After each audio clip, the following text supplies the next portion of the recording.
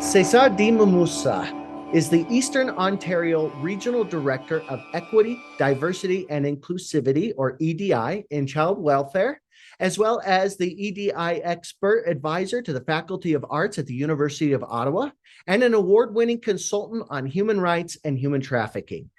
Cesar has represented Canada in both sports and academia, studying history, politics, and religion. As president of North-South Development Roots and Culture Canada, Cesar was recently a part of the Black Civil Society at the second session of the Permanent Forum for People of African Descent at the United Nations. And I am so excited for this presentation. Thank you so much, Cesar, for being here. The floor is yours. Thank you very much for having me, Darren. Thank you, everybody, for being present. Allow me to share my presentation and thus to begin.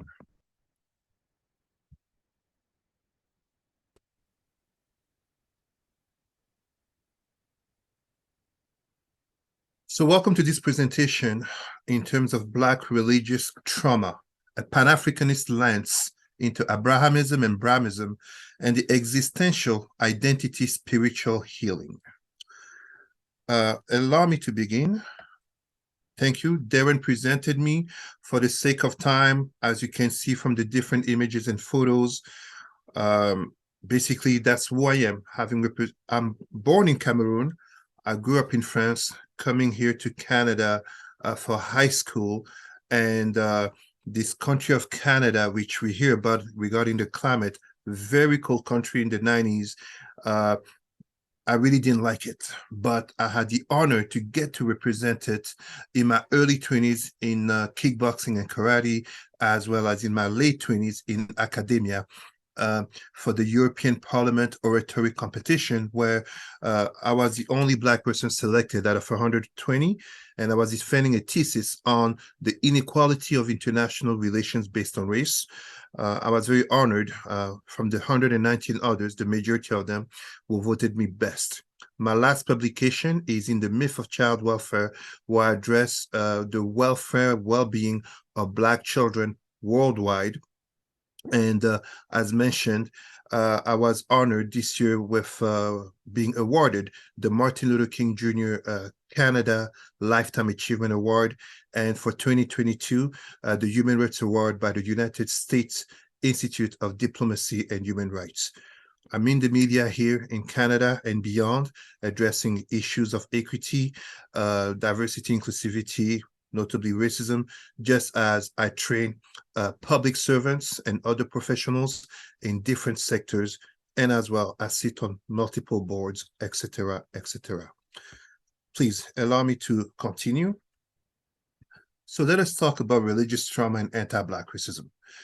As per the definition of the Global Center for Religious Research, religious trauma results from an event, series of events, relationship, or circumstances within or connected to religious beliefs, practices, or structures that is experienced by an individual as overwhelming or disruptive and has lasting adverse effects on a person's physical, mental, social, emotional, or spiritual well-being.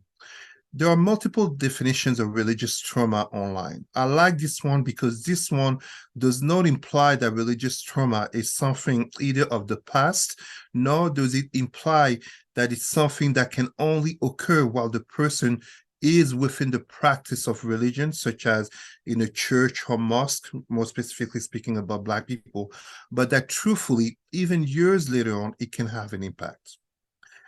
The anti-Black racism statement that I've put here is part of the professional nature of my work, where here in Canada, we begin meetings and notably trainings with a reading of Indigenous Land Acknowledgement, but as well as a regional director, I insist on reading an anti-Black racism statement, as Blacks, just as Indigenous, are very much in the negative section of statistics.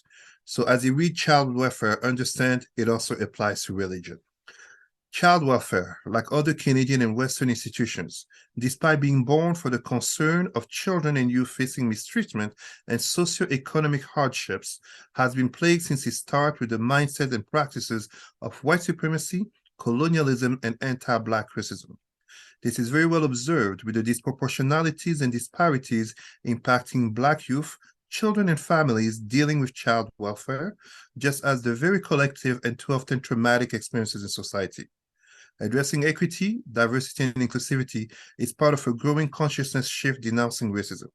In doing such, we, Blacks and non-Blacks, must do our part for change.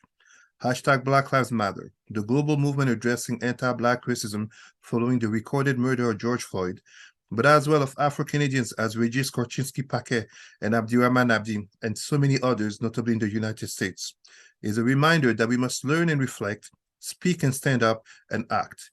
Black peoples, do not say peoples of color, it is a racist term, must be acknowledged and supported worldwide. This is adapted from One Vision, One Voice, the text that addresses anti-Black racism in child welfare in Canada, and the United Nations Officials of African Descent, Racism in 2020. My presentation is rich in audio video. Allow me to start here very shortly with Reverend Dr. Martin Luther King in 1960.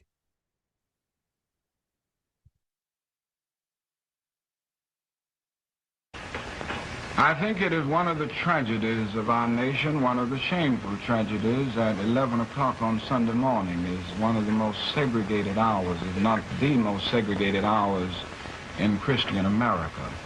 I definitely think the Christian church should be integrated, and any church that stands against integration and that has a segregated body is standing against the spirit and the teachings of Jesus Christ, and it fails to be a true witness.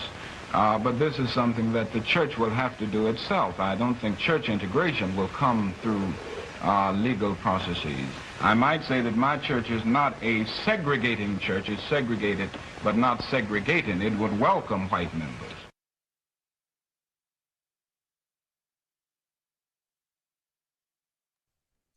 Truthfully, as we begin the conversation on Black racial trauma, we must first acknowledge, and it's very important for me to say this, this is not a conversation in terms of attacking, mocking, denigrating any religion.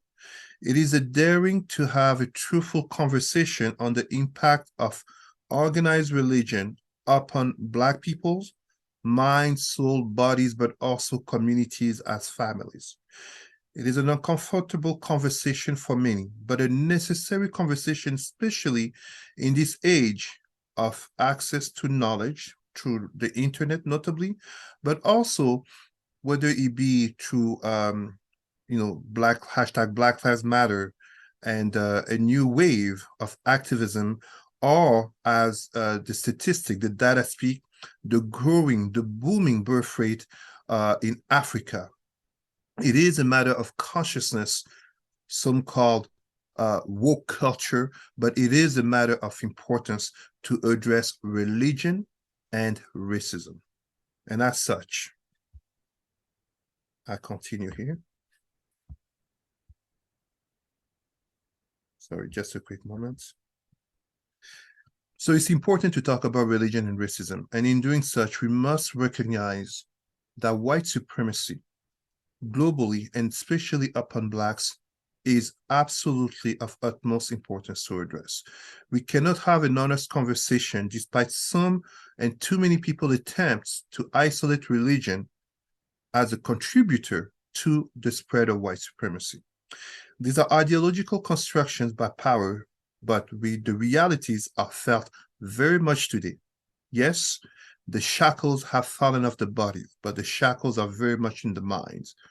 We must understand also that when I say white, I am not speaking exclusively of Europeans. Indeed, when we talk about religion and we talk about white supremacy, we must dare to be honest to speak in terms of whiteness as, yes, Europeans, but also white Arabs, aka Adnanites, but also white Jews, just as Aryans, aka white Indians. For truly, the ideology which we speak of here did not begin with Europeans due to slavery after Christopher Columbus, and even less with colonization of Africa at the end of the 19th century. We are talking about an ideology, religion, which met racism for the interest of power as far back as 4,000 years ago, more specifically around the 18th, 19th century before our common era in India, when lighter-skinned people from the Iranian plateau, aka Aryans, which comes from Arya, aka pure, started to invade darker-skinned people from northern India called the Dravidians. And in so doing, one of the things they realized is that by changing the very spirituality of the people of the Indus Valley, it facilitated the domination upon them by changing the very nature of not just the spirituality, but the very being in terms of how they perceive themselves. And as such, it is to dominate them upon their minds with notions of white gods, and that therefore those who have white skin are superior. As you can see here in the images, starting to the left, the African slave trade, which truly began in 1443, 1444 with the Portuguese of notably Capo Verde.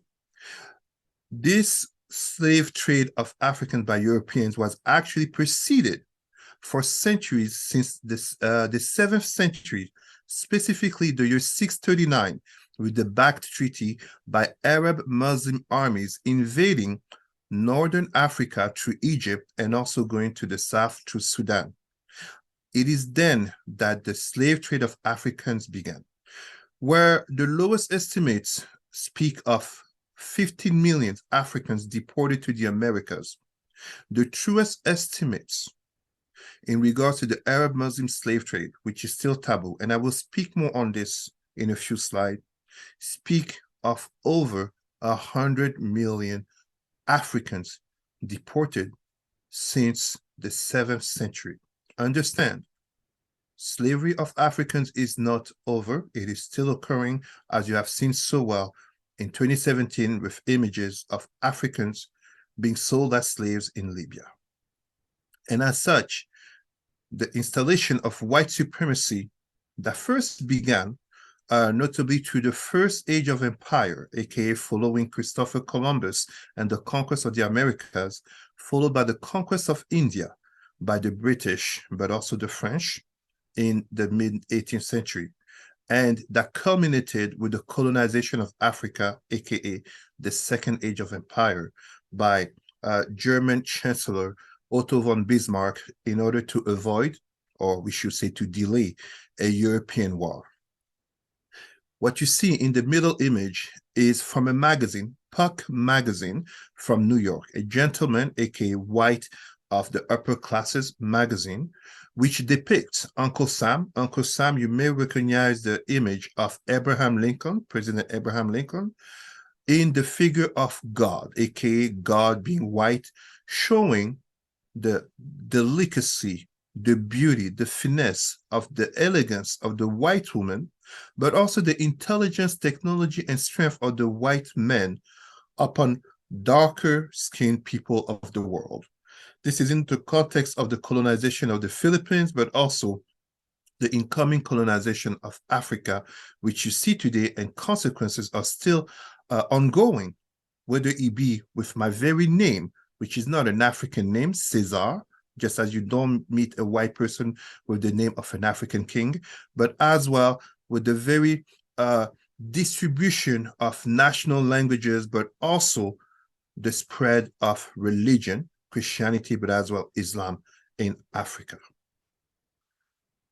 Seneca, the ancient Roman intellectual, had a saying in which he said that religion is a tool of power for the mighty, a tool of study for the wise, and a tool of belief for the masses. And as such, here, I present to you an African reverend. So this is not even someone that one could call a nativist in his criticism regarding religion, but an African reverend who addresses religion, notably in terms of his contribution to Africa being poor. For the sake of time, because I will not play the whole video, of course, it's a great talk. I encourage you to visit it. But here, Reverend Wambazi addresses the use of religion for control of the masses, for justification of kingdoms of empire, for justification of slavery, justification of colonialism through the three C's. The three C's: to colonize, to Christianize, and to commerce and the instauration of white supremacy. As he says, Africans, and by extension, Black people, we pray the most, fast the most, we are the most fervent religious people, yet are the poorest. I am just playing the first 2 minutes and we continue.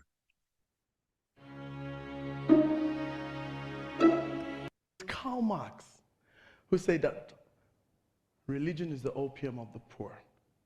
Religion has been historically used as a means to systematically oppress, suppress, and take control of resources by the elite from the poor. And please don't confuse it with spirituality. Now, as a reverend, I'll focus on Christianity, but Islam and traditional beliefs do certainly take their own share. Here I am, a reverend, okay? And why would I speak so critically of religion? Well, let me tell you a few things about myself. First, I'm a born-again Christian. I'm spirit-filled, I'm tongue-speaking, I'm charismatic, evangelical. So that gives you an idea of where I stand. 23 years been saved. 17 of those years, a minister of the gospel. Sat under some of the most amazing human beings, but also sat under some very interesting people. I learned something very interesting in that period. I learned that a number of people within religious institutions aren't really about shepherding, grounding, discipling, and releasing, but more about manipulation, control, and selfish gain. But I think the biggest lesson that I learned is just how religion, and I really use that word, religion, shackles people to personalities and institutions. I learned a very bitter truth, and here's that truth. Religion is the number one tool for mind control from the elite for the ordinary. Allow me to pause the video here and to add a moment, to basically take a moment to add to what the Reverend is saying in terms of how it is very much seen in the Black community how religion is a tool of control.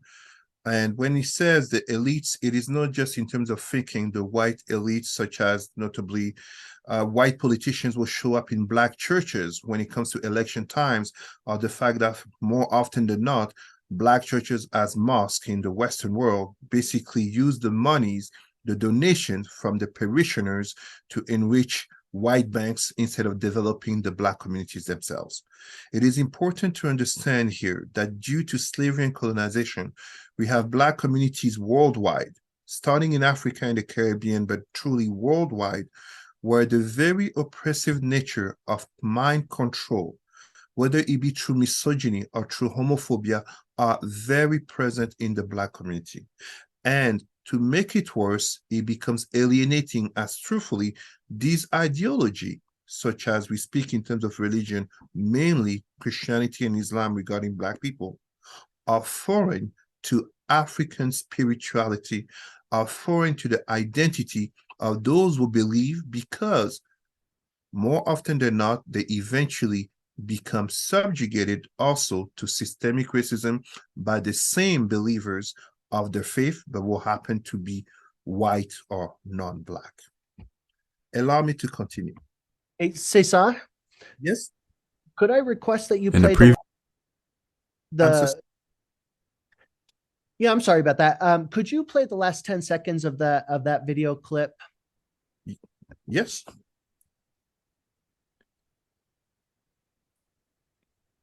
The last 10 seconds that I played, is that it? Yes, please. Okay. I believe he was talking about mind control. Yes, let me put it at 2 minutes. Shackles people to personalities and institutions. I learned a very bitter truth, and here's that truth. Religion is the number one tool for mind control from the elite for the ordinary. Now, there are five distinct ways that this happens. Is Now, that good, before I Darren? do so, I have to give some credit. Yes, that's to some perfect. people. Thank you. Thank you. So, as we are here speaking about religion, and understandably, some people who may be very religious, and I'm giving you the example in my own family, feel very uncomfortable about this topic. I have very religious friends and family members, as I'm not going to say necessarily any person, but especially true in the Black community. It is important that we dare to address the beginning in terms of the majority of Black people being Christian and Muslims, the root of it. And the root of it comes from the notion of the curse of Ham and the Babylonian Talmud inputting racism into what originally was not even a curse about Black people. A few specifications. The story of the curse of Ham, aka Noah, the flood, mythological stories about flood and myth of origins. The curse was not about Ham at first, it was about Canaan, but you can see here in 2-3 minutes how it got basically exported to include Black people. Just give me. In a previous video, I discussed how the curse of Ham was the greatest lie ever told about Afro-descendant people. The Abrahamic religions have been immensely successful in shaping the origins of Canaan's curse. We start here. Most scholars believe that the story of Noah's curse in its biblical form is a product of the kingdom of David and Solomon, and thus reflects the circumstance of the Hebrews in the 10th century BC. About 1200 BC, their nomadic ancestors from the eastern desert had invaded the land of Canaan, an invasion that coincided with one from the west by the Sea People, or Philistines. By the 10th century, the Canaanites, the presumed descendants of the individual upon whom the curse had fallen, had been conquered, and many of them had been annihilated or enslaved. Yet, it had become apparent that the victorious Hebrews would have to share the land and the Canaanites with those other conquerors, the Philistines, who thus become in myth the sons of Japheth, dwelling in the tents of Shem. The tradition provided a militarily successful people with religious sanction. In this context, the curse of Ham was really a justification for Canaanite subjugation by the Israelites. If this is the intended symbolic relationship according to most scholarship, how then did the curse of Ham come to be attributed to African people? The curse transitioned from Canaanites to Africans via the Babylonian Talmud, which is the primary text for Jewish law and moral life. Reference to the Hamitic curse can be found in early Judaic literature and clearly brings race, that is, blackness, to the forefront as the punishment levied on Ham's descendants. The Babylonian Talmud in 500 AD specifically identifies Africans as the target of Noah's curse and makes a note to highlight blackness as a consequence. It even delineates African phenotypes, such as kinky hair and full lips. This narrative, advanced by Jewish tradition, is quickly adopted by the Arabs and incorporated into Islamic literature. And as the Israelites used the curse to justify the enslavement and subjugation of the Canaanites, so too did the Arabs use the curse to justify the enslavement of Africans. Evidence of the acceptance of the Hamitic story can be found in the work of early Muslim scholars and from the fact that in Arabia the majority of slaves were black Ethiopians whose subjugation was justified because of their blackness and the negative cultural perceptions that blackness held for Arabs.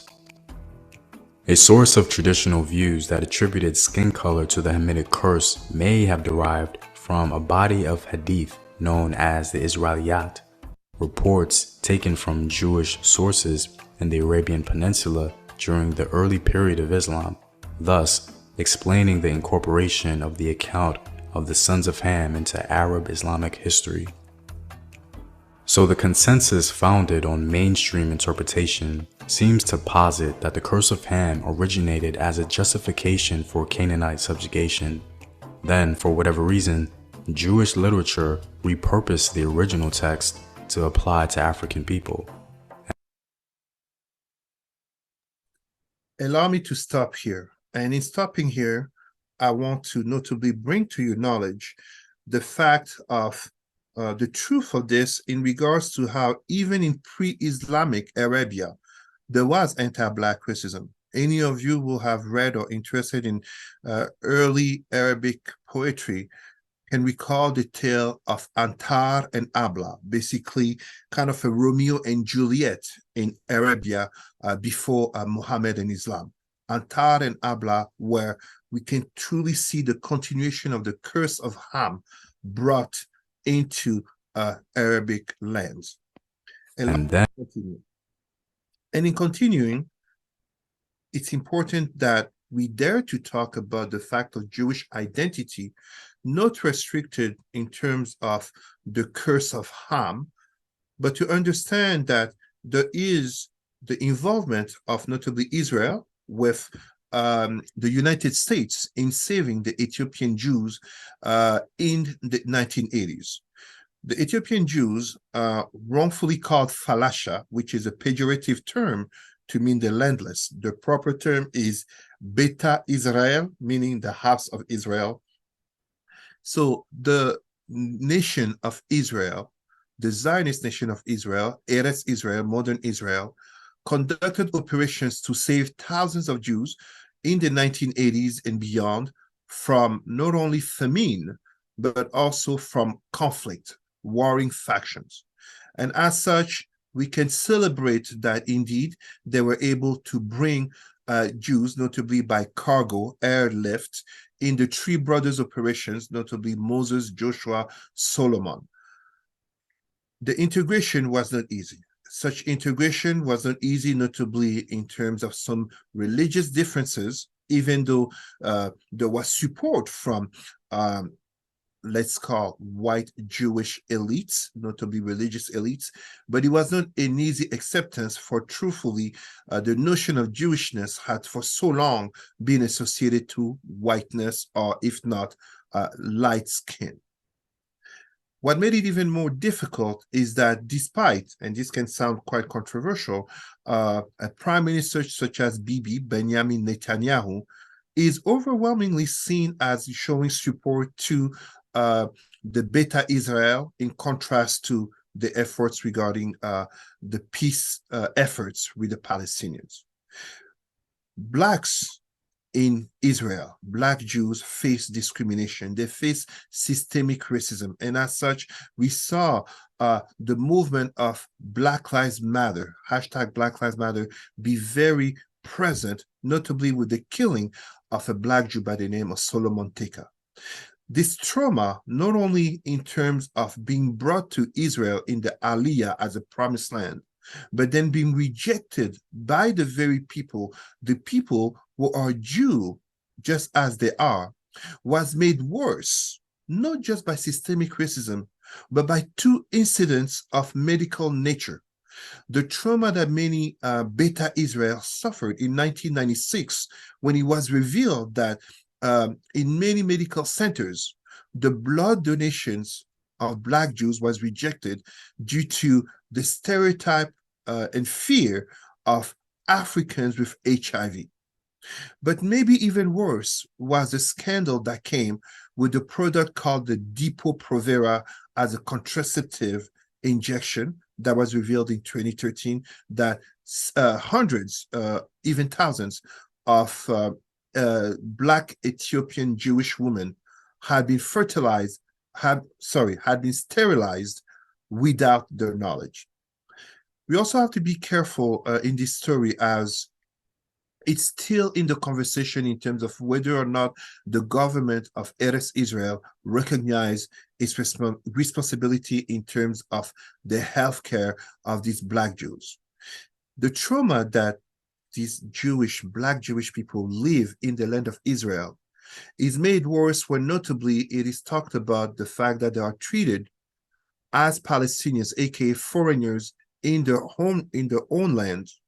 And to make it worse, a great part of integration into modern-day Israel goes through the army.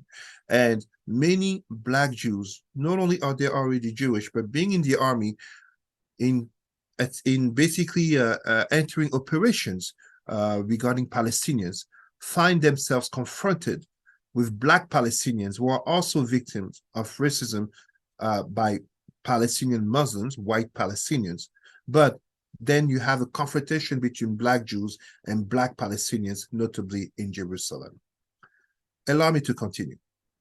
So today, the Jewish identity today is one that is changing. It's one that's changing because in the United States, there is a growth of interracial relationships in the Jewish identity, in Jewish communities. A perfect example here is the entertainer, the musician named Drake from Canada, whose mother is white Jewish and father is Black. As such, in terms of Jewish law, it makes Drake a Black Jew. And you can see in this photo for the 75th birthday of his mother, Drake with his father, his mother, and his son.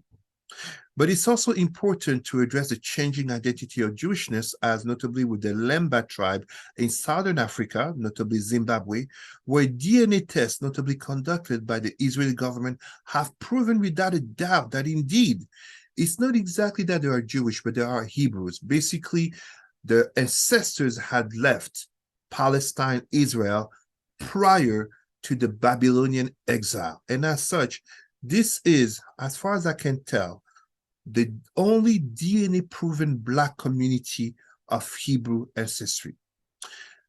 If Jewish identity, and notably the Black trauma in terms of religion regarding Jewish identity, is not properly addressed, we end up having groups such as the photo you see on my right, notably called Black Hebrew Israelites, who are Black extremists claiming a false, and I really say a false, belonging to Jewishness based on the Bible and the Torah. And as such, the nature of the extremism is notably denounced by human rights and civil rights organizations, but you can see them in the streets of major cities such as Philadelphia, New York, and here as well in Canada, where you can see the trauma, the desire to belong, the rejection of an African identity, which is evident to all because of an inferiority complex due to history. Allow me to continue. And in continuing, I'd like to bring your attention to this movie, Goodbye Uncle Tom from 1971. This movie was banned in the United States, for it is the closest depiction to what slavery looked like in the United States. Indeed, the term Maafa is a Swahili term for genocide of Africans during the Western slave trade. The Maafa led to segregation and colonization, and systemic racism led to PTSS, the concept by Dr. Joyce DeGruy, post-traumatic slave syndrome, and of course, BRT, Black racial trauma. I'm just playing 3 short minutes of this video.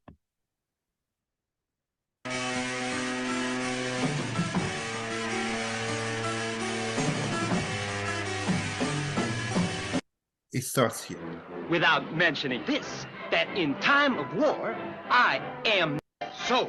Just tell me then, what's the difference between us slaves and liberated workers? Pay attention to how Blacks are brought into the picture.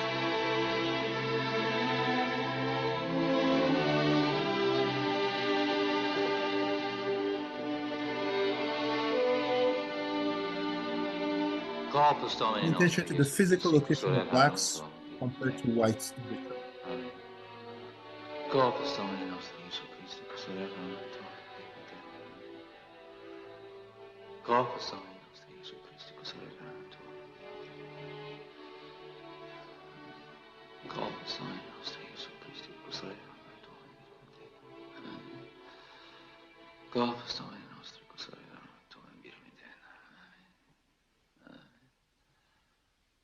Go and change the plate. Notice what the little boy will do with the plate.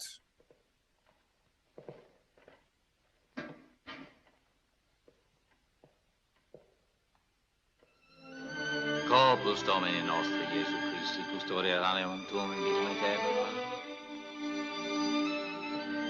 Corpus Domini nostri Gesù Christi, custodia l'anima tuum in vitam aeternam.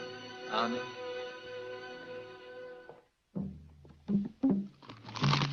Notice the skin, the flesh, the facial expressions. A black pastor.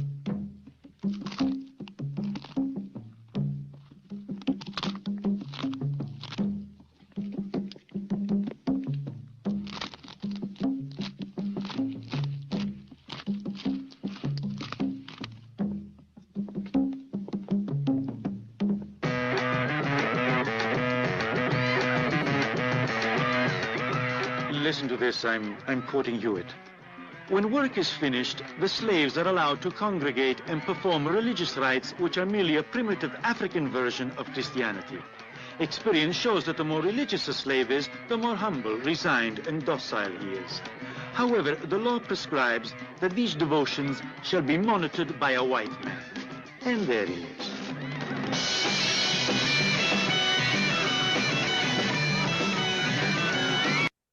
It is important to understand in this video that this is the climate from slavery to exploitation to the shackling of the bodies and the mind that led to the rebellion of altar boys, church boys, such as Nate Turner in the United States, but as well Zumbi dos Palmares in Brazil, in leading slave rebellions. Because in a time when, such as for women, knowing how to read, resisting the authority of the men, aka white men, having knowledge of medicinal plants, such sufficed to lead a black person to be executed without judgment, executed without fault. This trauma, these consequences, the brutality of such regimes led to many, many rebellions, whether it be on land or whether it be on the boat, such as the revolt of Madison, Washington in the US. And as I said, Nate Turner and Zumbi dos Palmares in Brazil. The consequences are still very present today in terms of how systemic racism, I give you a perfect example, the institution of police basically created from slave catchers, the trauma that Black people feel. I'm not saying each and every Black person, but generally as a community, dogs are not welcomed in the Black community for seen as tools of oppression since slavery and colonization, apartheid and segregation, and police brutality today. It is greatly linked to the domination of religion as a tool to oppress the Black masses. And as such, it's important to understand how Christianity came to be imposed upon Blacks. There is a common lie and ignorance that even Black people repeat about Ethiopia as the first Christian nation, which is false. Ethiopia was not. The first Christian nation was Armenia prior to the Council of Nicaea by Roman Emperor Constantine in 325. Ethiopia became Christian in the year 330 when the Negus, aka the Emperor Ezana, imposed through his mentor Frumentius, a Syrian Lebanese pastor, basically, to go from Alexandria, the Church of Alexandria, and come to impose Christianity upon the Ethiopians. Ethiopians before that were not Christians. And in imposing a Christianity that was controlled from Alexandria, basically from Egypt, by the Copts, basically the descendants of the indigenous Black Kamit Egyptians who had become white over centuries of rape and racial mixing. The Christianity that was imposed to the Ethiopians lasted from 330 to the year 1959, when the Negus, the Emperor Haile Selassie, aka Rastafari Makonnen, basically the religious figure of the Rastafarian movement, in 1959, he stopped the domination of the Coptic Egyptian church upon the Black Ethiopian Tawadoros church. It's important to understand how Louis XIV, with Le Code Noir, the Black Code, basically imposed what would become the rules of slavery. And these rules, in the traumatizing of the bodies and the minds of Black people, notably included that the life of a Black person was lesser than that of a dog, but equivalent to that of furniture. When furniture breaks, usually people just replace it. And as such, Black bodies were to be dispensed. It also imposed the forced Christianization of Africans, that Africans under the rulership of France were to be made Roman Christian Catholics. And this model was repeated by the other European nations. Understanding the 17th century, aka the Great Century as it is called in France, Louis XIV was the most powerful ruler of Europe. The same logic was repeated 200 years later, as I was telling you earlier, when Otto von Bismarck, the chancellor of the German Empire, in delaying a First World War in Europe, pushed European nations to the conquest of Africa. When you consider that Africa had already been victim of enslavement and colonization in the north and the east by the Arab Muslim and eventually the Arab Maghrebi Muslim armies that notably turned Africans against Africans in series of jihad. And then you consider that the coming of white missionaries, some of them, I must say, with good intents, some of them convinced they were doing the right job in terms of what the world wanted, what the God, Jesus Christ, wanted. Basically, the imposition of Christianity and catastrophes to the development of Africa. And you can see the consequences, notably in this painting to the right, a painting by the Portuguese painter Brocos in 1895, A Redenção de Ham, the redemption of Ham, again, the famous curse, in which a Black mother, this is in Brazil, in 1895, a Black mother who survived slavery is thanking Jesus Christ, thanking God for having had a mixed child, a biracial child, more than likely the result of rape. This biracial daughter has had a child with an Italian or German or Portuguese migrant in terms of whitening the race. The very trauma of Black people is still present today, as seen notably in terms of the religious appeal in terms of whiteness as a savior, but also the lust of so many Black entertainers in terms of a trophy wife who has to be white. Allow me to continue. So it's important that we understand how the past is still present, and the past still being present is to notably understand the impact of Jacobus Capitaine. Jacobus Capitaine, the first Black person, the first African to be made a minister in a Christian church in Holland. And he went to Elmina to defend his thesis, which was actually to defend the institution of slavery, not to oppose it, but to defend it. The consequences, as we can see, in the later century, in the 19th century, notably with Hegel, the German philosopher who basically mocked Haitians' fight for independence from Napoleon. Hegel who wrote, Africa has no history and did not contribute to anything that mankind enjoyed. Of course, you understand that Hegel had never been to Haiti, nor ever been to Africa. But it is interesting to notice how 200 years after Hegel, in 2007, July 2007, the then French president Nicolas Sarkozy, in a famous speech in Dakar, Senegal, repeated the same type of words in terms of Africans having not entered history and not having contributed.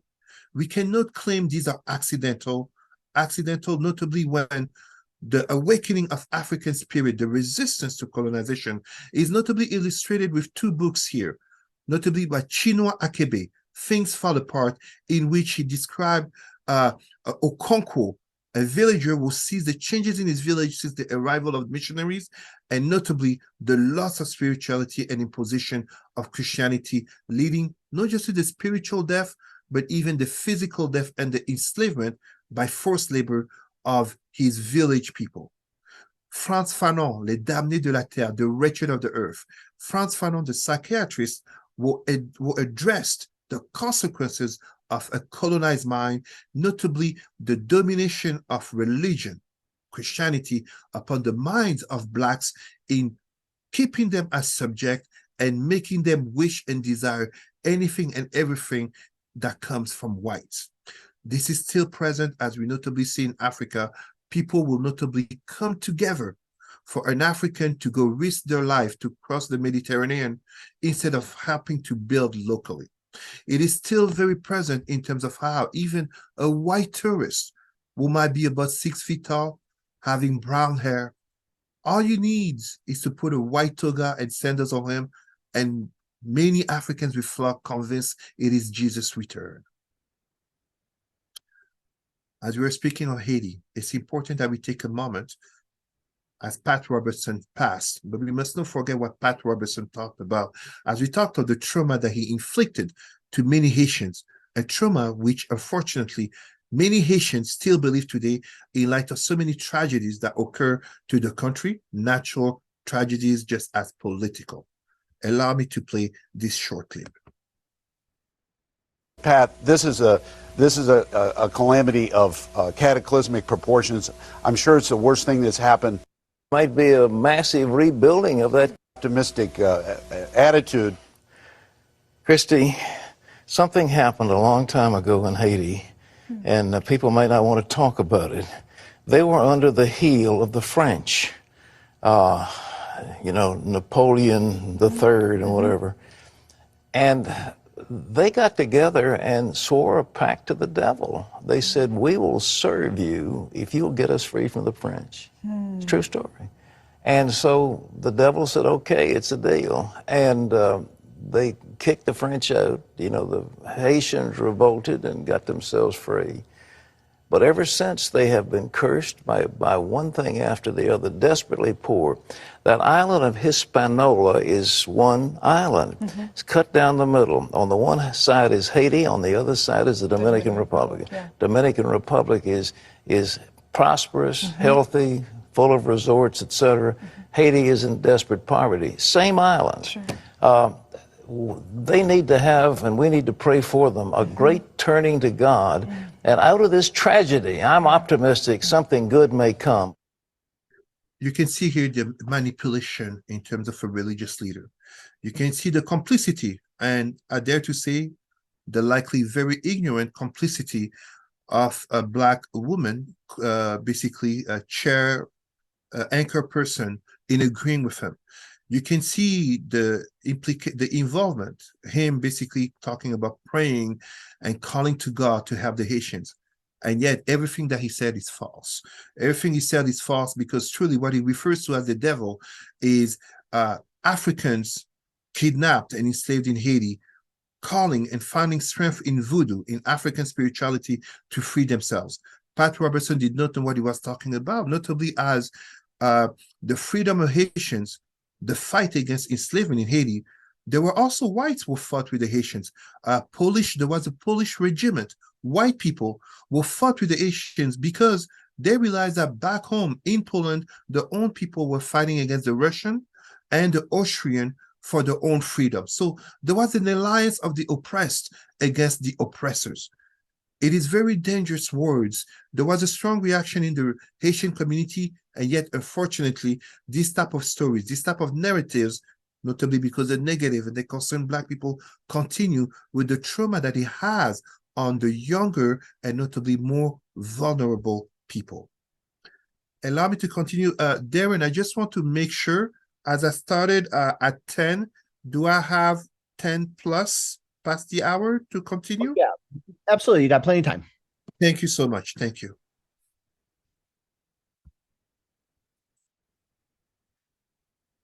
We must talk about Islam. Islam is the second most dominant religion practiced by Black people. And as I was telling you, the truth of the matter is that the conversation of Islam is very much a taboo topic.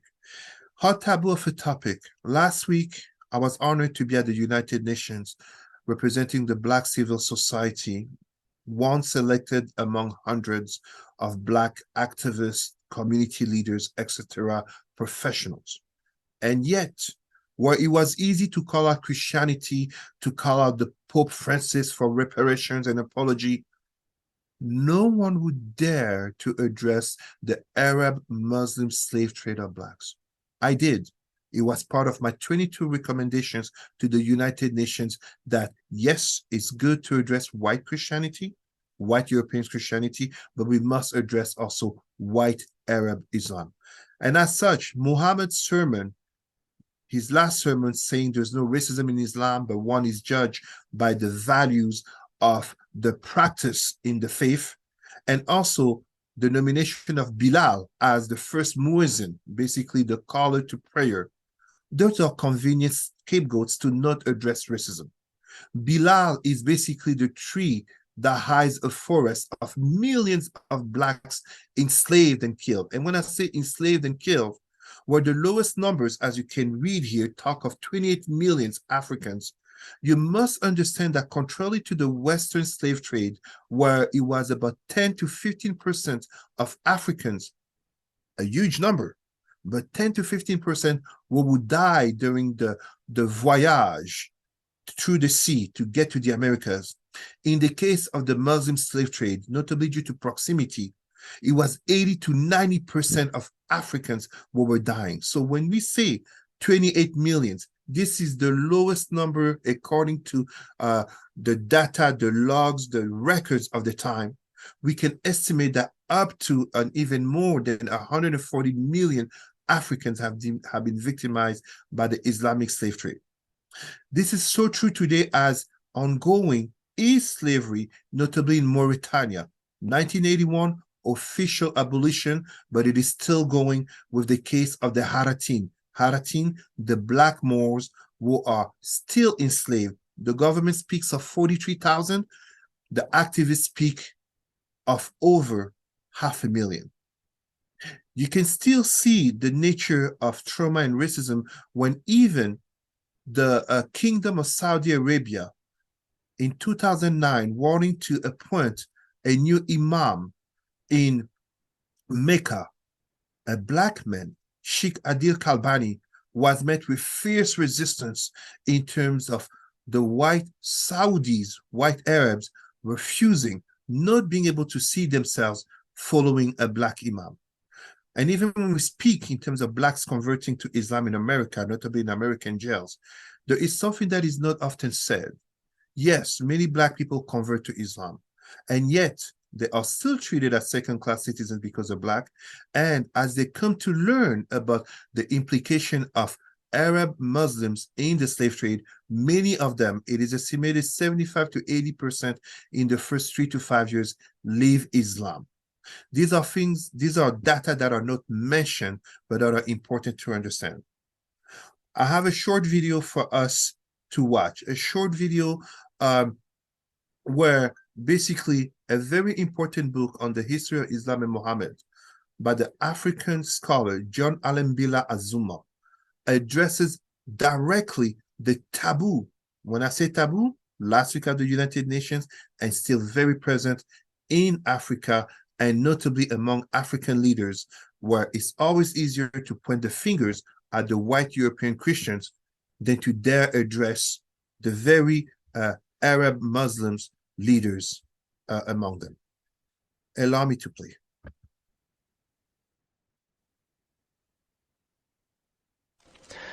I must admit that I too, among hundreds of millions of educated people, was under the impression that the African slave trade was the sole responsibility of the Christian Europeans, the white race.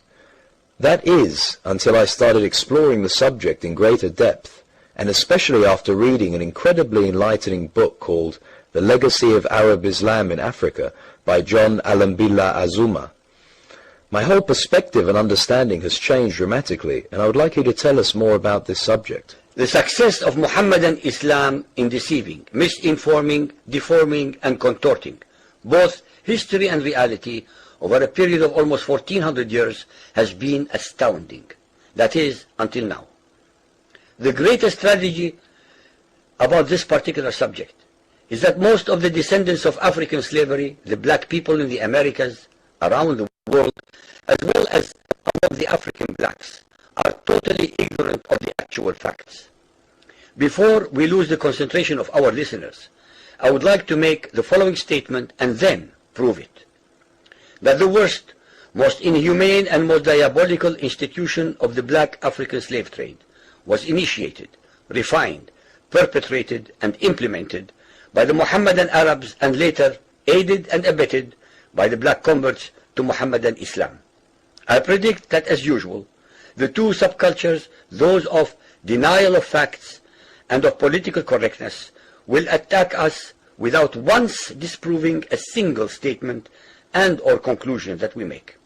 Slavery was not created by the white races, because it has existed throughout human history and practiced by every tribe, culture, civilization, racial group, and religion.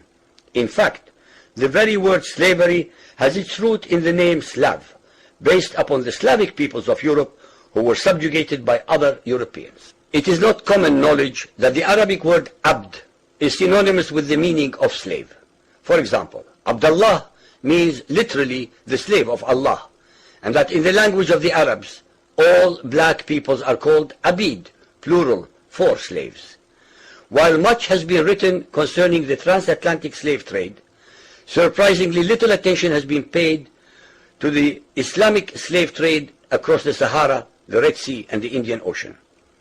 While the European involvement in the African transatlantic slave trade to the Americas lasted for just over 3 centuries, the Arab involvement in the African slave trade has lasted 14 centuries, and in some parts of the Mohammedan world is still continuing to this day. The birth of Mohammedan Islam and its conquests brought about the birth of institutionalized, systematized, and religiously sanctioned slave trade on a massive and global scale. In fact, the Quran allows the taking of slaves as booty or reward for wars of aggression against any and all unbelievers, most of the human population. This has led to an enormous number of so-called holy wars, jihad in Arabic. There was and is absolutely nothing holy about these wars, which are primarily to plunder, slaughter, rape, subjugate, and rob other human beings of their wealth, produce, freedom, and dignity. Mohammedan Muslim states and tribes attacked other non-Muslim groups to achieve these objectives. Although Islamic jurisprudence laid down regulations for the treatment of slaves, however, incredible and heinous abuses have occurred throughout the history of Mohammedan Islam. By the Middle Ages, the Arabic word abd was in general used to denote a black slave, while the word mamluk referred to a white slave. Ibn Khaldun, 1332 to 1406, the preeminent Islamic medieval historian and social thinker, wrote, "The Negro nations are, as a rule, submissive to slavery, because they have attributes that are quite similar to dumb animals." It should also be noted that black slaves were castrated based on the assumption that the blacks had an ungovernable sexual appetite. When the Fatimid Caliphate came to power in Egypt. Allow me to pause here and basically to bring to the fact of 80% of boys captured, African boys, were castrated as of age 6, just as girls were systematically raped. This is something that's very well seen, notably in Northern Africa, where going further to the south, not only people get darker, but even the people in the north, the ancestry is also darker. There was a whitewashing of the population. The very consequences of this enslavement, notably through religion, is seen, as you heard, in languages, but also in cultural attitudes. This was notably seen, as we hear from time to time, about anti-Black behaviors, but also systemic racism in Northern Africa and the Middle East. Allow me to advance for the sake of time, please. And here we come to India. We come to India to talk about Brahmism. We come to India to talk about from religion and casteism, but also colorism and capitalism. Because indeed, as I was talking about, the very ideology of racism in terms of racism and religion comes from here. And it comes from here in understanding that it is beyond India and Pakistan, but all over Southeast Asia. And even Taiwan, a Chinese province. The Brahmins and the Deva, the very notion of a superior caste, a superior class of people, and the justification through religion of the superiority. Stalin K. Padma, whom you see here on top in the middle, is an activist against the caste system. I had the honor of exchanging a couple of times with him back in 2015, 2014. And when he appeared on the very popular Indian show, Satyamev Jayate, I had brought to his attention that the caste system is also linked to colorism and as such racism, as truly we can notice, generally speaking, the lighter skinned people are in the upper caste, the darker skinned people tend to be in the lower caste. And this is notably where, beyond his documentary of India Untouched, you can see top left, the Dalit Panthers of India. It was an organization in the 1970s inspired by the fight of the Black Panthers. Yes, the Black Panthers in America influenced groups in India to mobilize themselves against the colorists and racism they were victim of. In 2008, 2009, began by Fatima Lodi's Dark is Divine campaign to address colorism in India-Pakistani society. But we must dare to address a taboo topic, the taboo topic regarding Gandhi's comments on the Kafirs, a pejorative term for blacks that was used in notably South Africa in terms of his description of black people as troublesome, dirty, and living like animals. Very similar to 700 years prior, Ibn Khaldun, the so-called father of sociology. Many people have defended the words of Gandhi in terms of being said before he became a Mahatma, basically before he became enlightened. And yet, I was not able to find a retraction or an apology from Gandhi in terms of his words. As we are getting close to finishing, and I'm sorry, Darren, I'm noticing the time. I will need maybe an additional 5 minutes to the time. I have a very short clip, which is very important to address not only India, but as well the very link in terms of religion, trauma, but as well racism. Allow me. Almost for centuries, this obsession with fairness has been there. Fair skin equals good. It starts here. 1,000 fucking crores. Now it isn't just advertisements that tell us fair skin equals good, dark skin equals bad. There are some subtle and not so subtle hints throughout history that propagate the idea that fair skin is superior. Hinduism developed before written records were kept, but it is thought that when the Aryan people migrated to India around 1000 BCE, they mixed their religious traditions with the Dravidians. The Aryans were considered the conquerors of the dark-skinned Dravidians, and so the light skin of the invading Aryans was considered superior. In fact, some have even theorized that India's long history of being colonized and conquered by light-skinned oppressors, the Persians, the Mughals, the British, has led to the systemic belief that light skin is better and is associated with power. It rings true in the caste system as well. Historically, those in the higher caste with more privilege and more power were more light-skinned than those in the lower caste. And this is very clearly due to the fact the lower caste often worked as physical laborers and spent their days doing work under the hot sun, while those in the higher castes remained indoors. It was around the 18th century that Europeans began insisting that skin color was an indicator of moral and intellectual qualities to justify their torture of Africans. And it's theorized that this had a pretty big influence on us, leading to the adoption of these ideas that resulted in internalized racism. There's even an old Sanskrit word, Asurya Sparsh, which is used to refer to someone who is light-skinned, not touched by the sun, and therefore rich and pure. Mythology and these archetypal good versus evil figures also partake in the collective superiority of fair skin. According to Shamala Bhatia, an associate professor of history at Bharati College, University of Delhi, many ancient scriptures, folktales and epics describe the good character as being fair-skinned, implying that dark-skinned characters are associated with evil. Fairness often also comes into play in matrimonial ads as a trait that cannot be negotiated in a potential spouse. And most importantly, there seems to be a natural partnership between the entertainment industry and the cosmetic industry. Models and actors are particularly preferred to be light-skinned, and their dark-skinned counterparts see little screen time. Actor Nandita Das has stated that when she Allow me to stop here for the sake of our time, but you can see the same relation in terms of even Hollywood and even in terms of African cinema with Nollywood, where basically Christianity is the good religion, African traditional spirituality is depicted as bad.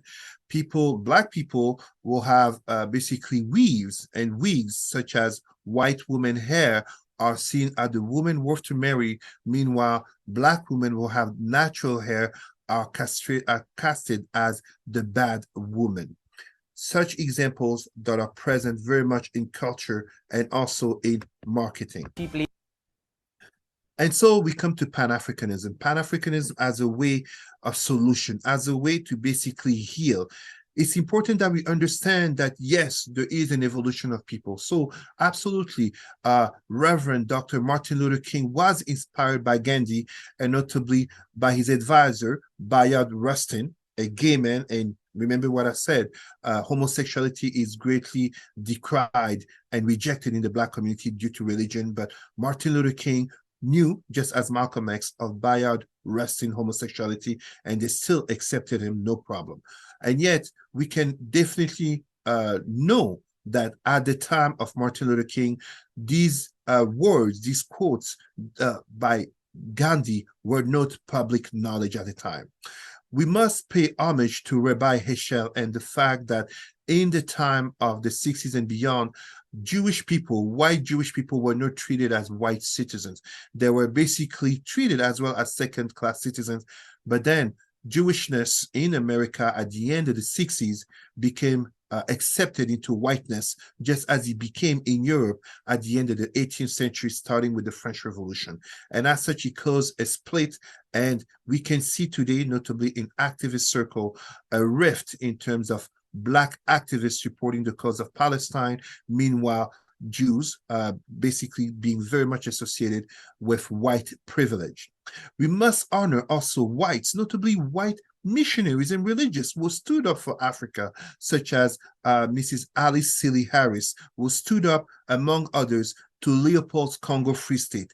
Leopold's Congo Free State, where up to 15 million Africans in what we call today Congo had their hands and feet chopped off in order to collect the sap from the trees to produce the tires of the new industry called automobile. 50 million Africans were killed for capitalist interests. Let us pay tribute to Cheikh Anta Diop, the bravest book written by a Black person, Nation Nègre et Culture, basically about African, the origin of civilization by Africa. Nation Nègre et Culture. Cheikh Anta Diop would dare to say that Kemet, ancient pharaonic Egypt, was indeed a Black civilization. It is still contested today, as you hear about whether it's Netflix Cleopatra, or you hear about Black artists basically saying ancient Egypt was Black, such as Michael Jackson in his video clip, Remember the Time. And yet, 1973, UNESCO conference at the United Nations, Cheikh Anta Diop did prove and was confirmed to have proven that ancient Egypt was a Black civilization, yes, a multicultural civilization, but essentially a Black civilization coming from the inside of Africa. And we must pay also honor to Ayaan Hirsi Ali. As a former Christian and notably a former Muslim, I did not agree with her. But I came to appreciate her bravery to denounce the extremes of an ideology and notably the oppression of women's rights under the excuse of religion. The spiritual healing I talk about is necessary. It's necessary for today. We live in a reality where when we talk about religion and Black people, it can be news that we don't know are true or false, such as a pastor dying attempting 40 days of Jesus fasting, but also news that we know are definitely false, such as a South African pastor resurrecting someone out of the casket. Too often, religious theater in Africa, but that is working upon vulnerable minds that do not know what's what in terms of what they're being presented.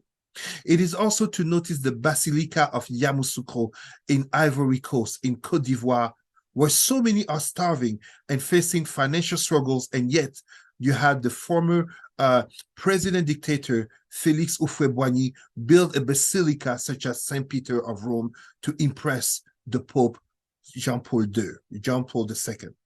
It is also to notice in Nigeria, the biggest statue of Jesus, understand white Jesus, in Nigeria, in Africa, despite how colonization came and colonization hurt Africans. And you can see that image from Django, the movie Django Unchained, where the black slave loved his white master more than himself.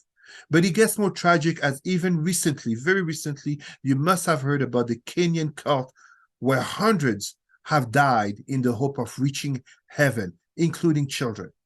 But we must dare to denounce also these black pastors, so many pastors who have become multi-millionaire off the backs of working class black people, working class people who don't have the means, and yet they have been able to become businessmen under the guise of the Bible, just as others are rich and powerful under the guise of the Quran. And last but not least, I introduce you to Professor Rabateau. Professor Rabateau will talk and address the African-American experience in the church, notably through forgiveness. How is it that we see that despite so much hurt, so much atrocities, so many inhumanities upon black people, notably in the United States, black people tend to keep forgiving? It is because the domination of the mind that has been put upon black people in the Americas, notably through slavery and segregation, has made them on a constant quest to prove the humanity.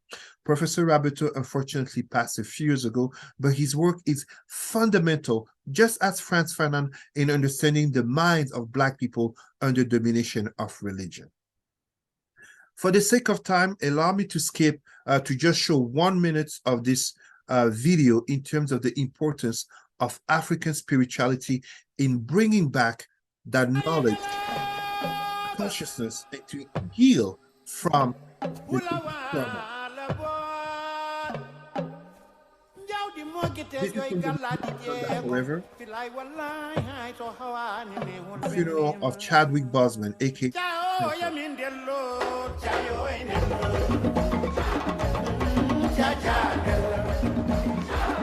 important for black youth, adults, but also non-black people.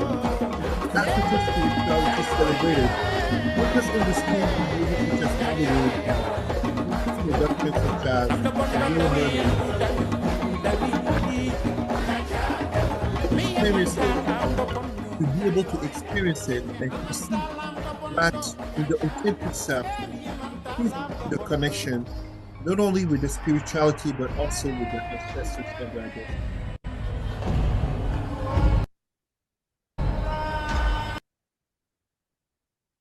And here we can see here a very short clip on the importance of activism in awakening black people out of racial trauma, out of religious trauma, where, as notably a member of ex-Muslim of North America, I will just play a very short clip here, not even 1 minute.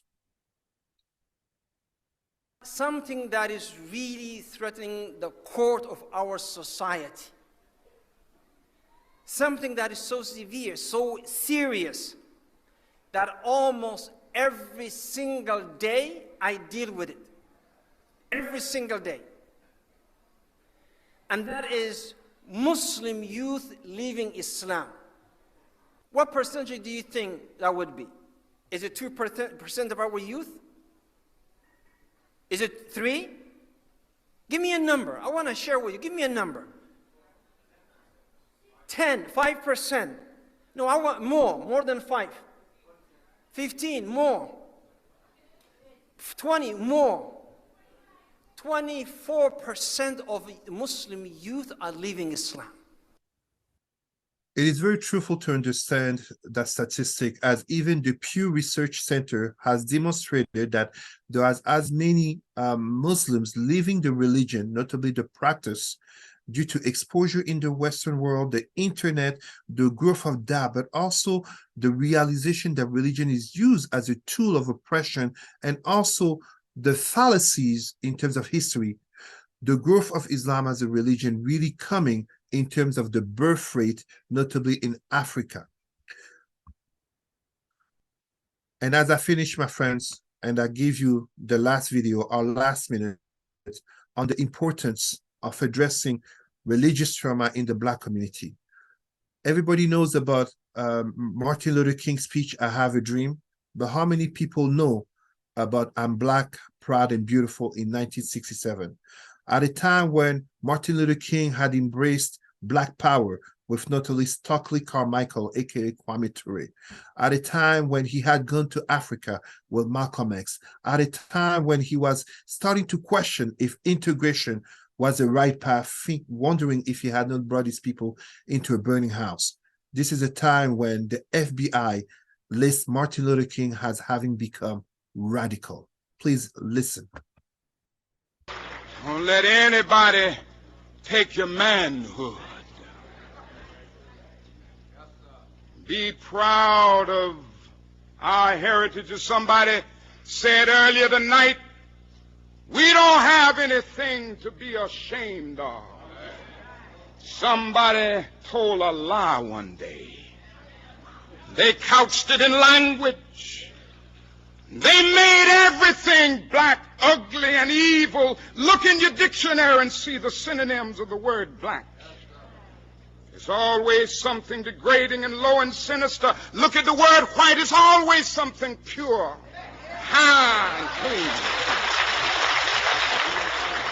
I want to get the language so right that everybody here will cry out, yes, I'm black, I'm proud of it, I'm black and beautiful.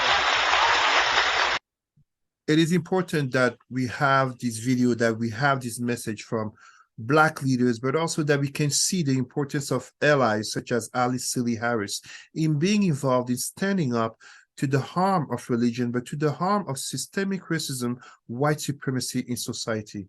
This is the same message in terms of so many Black activists, whether it be such as on my Facebook, Herbie Saint Louis sharing on Vodou, whether it be by my friend Yenaya changing the name of her son to give him an African name, whether it be others, including whites such as Sarah, white woman who wanted to learn about African history and African religion and has become an ally in sharing the truth.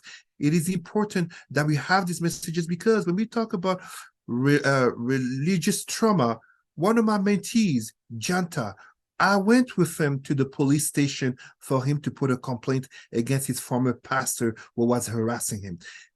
The complaint, but also the trauma is very real. So my friends, as I finish here, I'd like to take a moment to thank you all and in leaving you to share some African philosophy, to share some African intelligence. First, I give you Khepri. Khepri, which comes from Kemet, ancient pharaonic Black Egypt, which is the scarab god in terms of the rebirth of your soul. The scarab which rolls the dung from the cows and turns it into a fertilizer for the soil. I give you Khepri. I give you Ubuntu. Ubuntu, which you have heard of from Madiba. Madiba, the African name of Nelson Mandela. Ubuntu, I am because you are, a recognition of one another's humanity. I give you Sankofa. Sankofa from the Akan people of Ghana and Cote d'Ivoire. Sankofa, the symbol of the bird with its head turned back.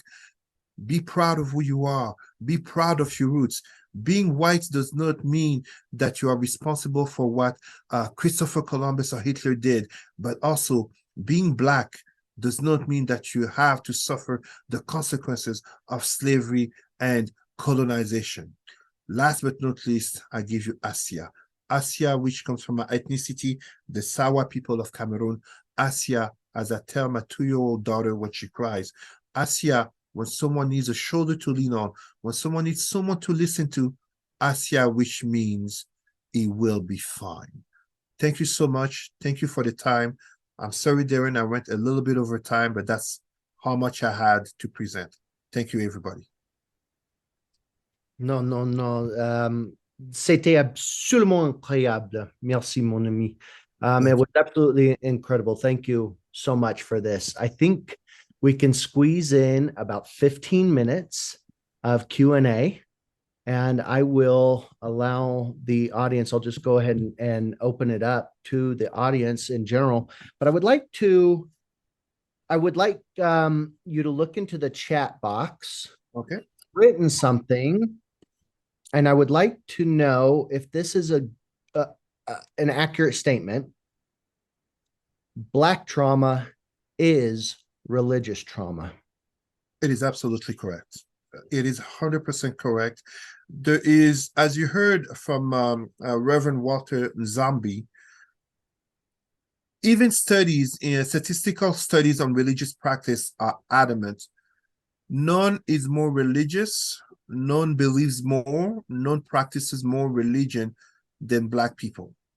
Whether we talk specifically in terms of Africans or we talk about Black people worldwide, from Brazil and the Caribbean to African Americans, all the way to Blacks such as the Sidis, the descendant of slaves in India, or the Dravidians, the lowest caste, aka the untouchable in India, or we also talk about the Aborigines in Australia.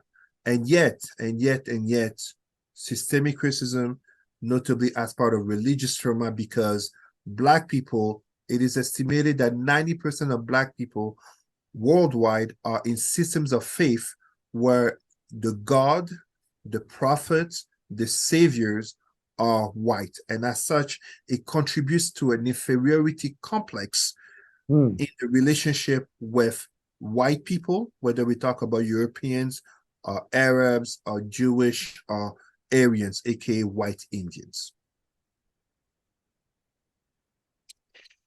I'm just writing this down. I think this is incredibly potent. You know, earlier today, Vanessa Brooks, who does research of religious trauma in the Black community here in the United States, I asked her, can you give me an estimate? What does your gut tell you? I know we don't have the numbers, but what does your gut say about how many folks in the Black community are suffering from religious trauma? And she says, it depends. Because generational trauma from slavery is still affecting. And if they are in fact still suffering from generational trauma, the generational trauma is religious trauma. It has a religious origin. So she said, you know, it could be as 1 out of every 2, 50%. What do you think? Do you have a hunch globally? Do you have a hunch about just the Black community, the Pan-African community? How many are suffering from debilitating religious trauma, symptoms of debilitating, like the anxiety, depression, nightmares, things like that? Any hunch, any estimate you got for me? If I were to say an estimate, at the lowest figure, we're talking about over 50%. And I'm saying lowest because if we speak of the highest cases, and like I told you, I had more slides, but I had to reduce.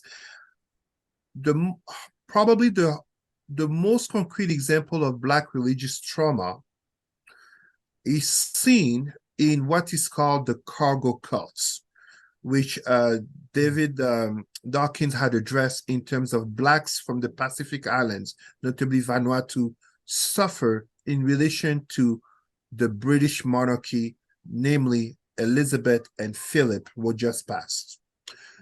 The very fact that still to this day, me as a professional, I can absolutely assure you, despite being a regional director, giving conferences every week, training professionals, public servants, if you take a photo of the room where usually I'm the only Black person, and you send it to Africa and the Caribbean or other Black nations or communities, the first reaction most people will have is that this Black person at the front of the room must be in trouble.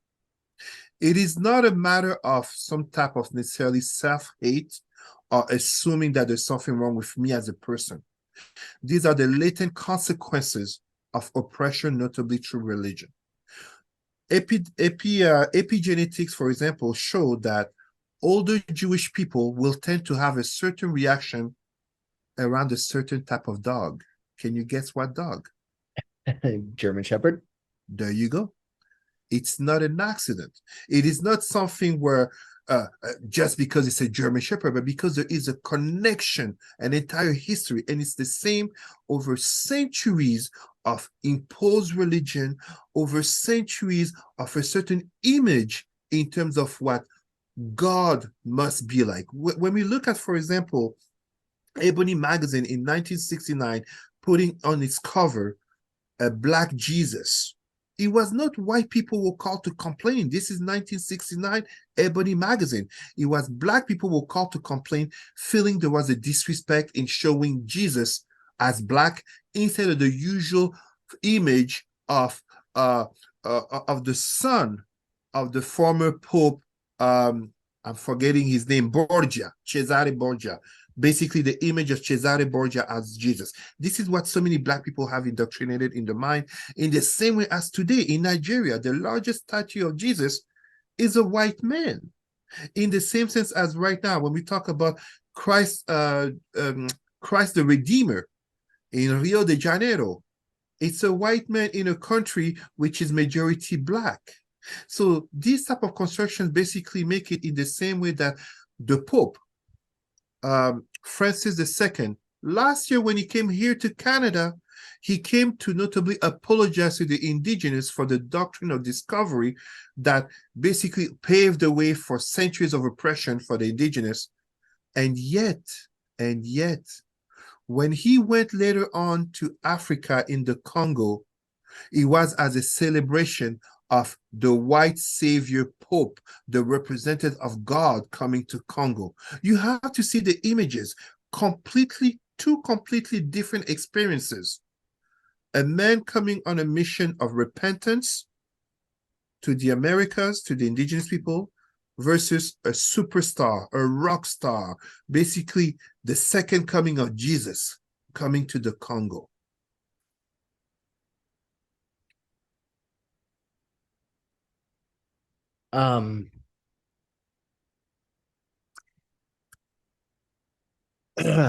I am observing just how much this is causing a response, a reaction, activating my own nervous system. I can give you so many examples. Whether we talk about skin bleaching, it's directly linked to that. Whether we talk about skin bleaching, whether we talk about, and we have to be careful because it's not just religion. We're also talking about mental health. We're also talking about self-esteem. CBC here in Canada had run a special documentary 2 years ago about how the very brands that promote women empowerment, such as Dove and L'Oreal, are the same brands in the South that promote skin bleaching. But they also do it in complicity with religious institutions in terms of promoting that fairness, that racist term for whiteness, improves one's quality of life. And even when we look in terms of so many black entertainers, and again, I am absolutely not against interracial relationships. My wife is mixed, my baby sister is mixed. I have many mixed family members, but even they would say they recognize that there is a lot of fetishism, which is notably due to the religious notion of Mary as a white European woman, or Aisha, a wife of Muhammad, as an ideal for the Muslim man, aka time and again the white woman. Just as even in Bollywood, actresses bleaching, lightening the skin in order to get more screen time and as such to get more money. Again, rooted in religion in terms of life beyond, in terms of God, in terms of paradise, etc., etc. You know what I'm hearing you say, and in a concise way, is just saying so much of these religions have been promoted as religions of liberation, Christ, Muhammad, and Allah, and others. And yet, what I'm hearing you say is, in fact, they're keeping blacks in shackles. Absolutely. They keep black in shackles. Darren, I'll give you two concrete examples. How do you explain that in a country in South Africa, Southern Africa, I think it's Malawi, the richest person, the richest citizen is a pastor. How do you explain that we have pastors in the United States?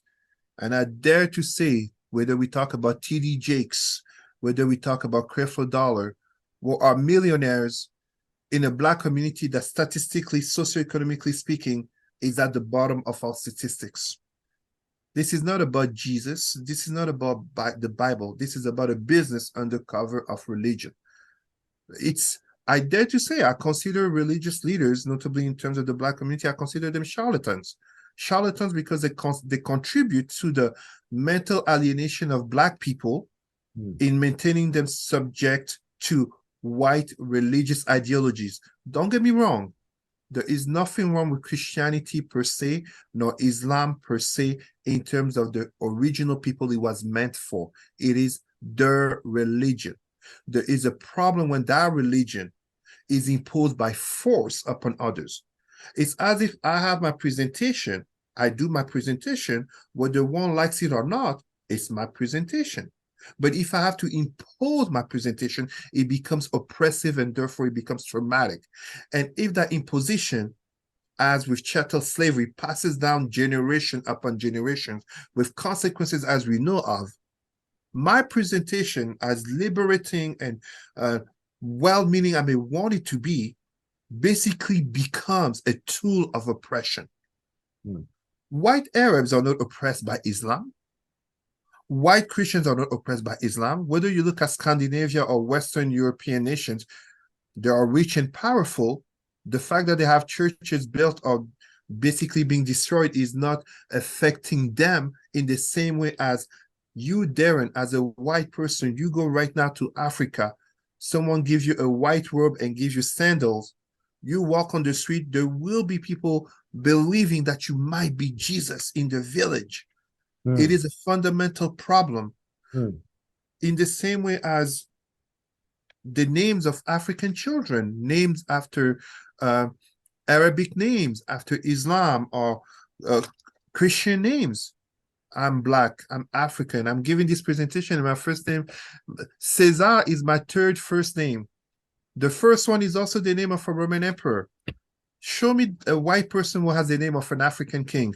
When we live in a world where no white person is called Obama or Mandela. You see, these are little things that people don't realize play on the subconscious mind of people in terms of who is dominating, who is powerful, who is rich, who is blessed versus who is cursed. Cesar, I have one last question before we please. wrap up. And I hate that we have to wrap up. I think we can get away with 5 more minutes. If anybody in the audience has any questions or comments, feel free to interject. But thank you. I got the impression in one of the first slides that the term people of color is objectionable or not appropriate. Did I misread that? You are absolutely correct. I am one of those Black activists and professionals who oppose the use of the term people of color. It is a racist term, just as using the term Black on Black crime. Nobody hears of white on white crime, and yet you look at it, the majority, over 90% of crimes are committed by people within the same ethnicity. So about people of color is quite simple.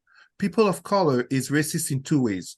On one side, it implies that white people are not people of color. So it puts whites above non-whites. And on the other side, what it also does is that in the group people of color, Black people are actually victims of racism by the other so-called people of color.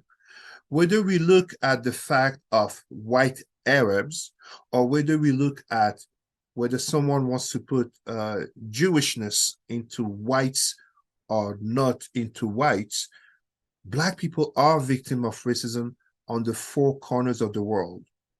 And at the same time, even when we look here in Canada, in the Americas, Even in terms of indigenous communities, Black people can be victim of racism when we see notably what happens to mixed biracial Black and indigenous children will suffer sometimes racism in indigenous communities. I always advocate to call people by their identity or to ask. Nobody thinks of white people as people of color, so why think of Black people as people of color? It is a racist concept, just as Black on Black crime and so many other expressions that we use very freely. And it's not people's fault. You know, when you look in terms of language, you look at a video of Martin Luther King or Malcolm X in the 60s, they were using the N-word to refer to other Black people.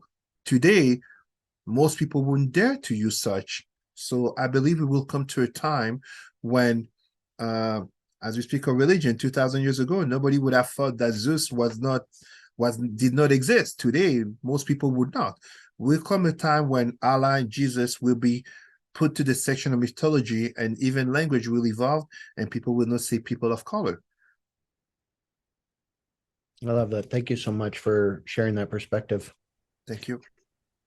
Yeah, and I absolutely loved that your presentation discussed that racial hatred, racial inequality, and the overall just torture and dumping on of Africans throughout history. It is not an American problem. This seems to be a global problem. It is absolutely a global problem, and I have to repeat it time and again. The nature of my work is really to address power relations. I'm here addressing in the field of child welfare, addressing equity, diversity, and inclusivity. But prior to that, I worked in foreign affairs. I deal with power relations. And as Seneca said, it is a tool for those who are powerful. You look right now in Rwanda, the president of Rwanda, Paul Kagame, has restricted churches and mosques that were too many. Right now, and I'm so sorry I forgot to put that in one of my slides, Africa has more churches and mosques than industries. Africa is a continent where in order to be elected, one ensures to have the support of the local religious leaders. If you look at the country, arguably the richest country on earth, at the center of Africa called Congo, one of the destabilizing factors of Congolese politics is the involvement of the Congolese Catholic Church. It is no accident that Pope Francis II went to Congo. You look at my birth country of Cameroon. How do you explain that so many people see so often apparitions, basically the Virgin Mary or Jesus, appearing to them? It is not. It is simply as a tool of manipulation. People wanted to come out of socioeconomic disempowerment. You look at so many Black people will claim to suddenly discover that they were Jewish, or will claim to suddenly discover that basically Jesus appeared to them and therefore they must become pastors or they must become prophets or apostles. It is a tragedy. It's a tragedy that dumbs down people and that contributes to the oppression of the masses for the benefit of very few. It is extremely dangerous. And if I can dare to say just one last thing, for those who would want to contradict me, absolutely the fathers of Pan-Africanism were Christian. The greatest Pan-Africanist, Marcus Garvey, was a Christian. Thomas Sankara was a Christian. Patrice Lumumba was a Christian. However, it would be intellectually hypocrite to pretend they live in a time of access to knowledge and freedom of speech to address religion as we do today.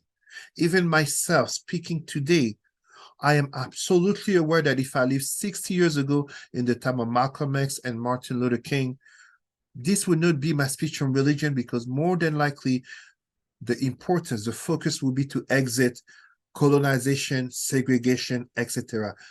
We are out of slavery. We are out of colonization, direct slavery, direct colonization. I mean, we are in a time of integration where Me and you can be on the screen having this conversation from Ottawa, Canada to Denver, Colorado, and we have the time, the leisure, the means to be able to study, the privilege to study these fields and to address them for the masses, to awaken them. It is why it's important. So the movement of Ethiopianism, which was basically the pride of Africa that notably contributed to Pan-Africanism. Yes, the founding leaders were Christians, as so many African fathers of independence, and Malcolm X was Muslim, Martin Luther King was Christian, but guess what? In the time, in the reality, addressing religion was not possible, as notably they lacked the knowledge. I mean, Malcolm X met the king of Saudi Arabia in 1964, 2 years after they abolished officially slavery. How was he going to address religion? This was not the time. The means were not there. Yeah, I love that. I love that image. Little by little, each era, we can start addressing different shackles. 100%. 100%. Cesar, thank you so much. This was absolutely wonderful, and I really look forward to being able to work with you some more in the future. This was just eye-opening and wonderful. I want to also say thank you to the audience and for sticking this out. I know we ran a little bit long, but we'll start our next presentation in about 15 minutes. Again, Cesar, thank you. This meant the world to me. You have the last word. No, thank you so much. Thank you, Darren. Thank you for giving the opportunity. As I remember, we talked back in January, and you offered me a platform to address Black racial trauma, and I hope I get to do it more often and to address this taboo but so important topic. And I thank everyone for having been present and to have listened and contributed to this conversation and presentation. Thank you, Hotep. I'm very humble. Merci beaucoup tout le monde. I'm going to be talking about how the body and brain, what they're finding is that trauma gets trapped in our nerves. Just chill out a little bit. Theology as a contributing factor in complicating. This is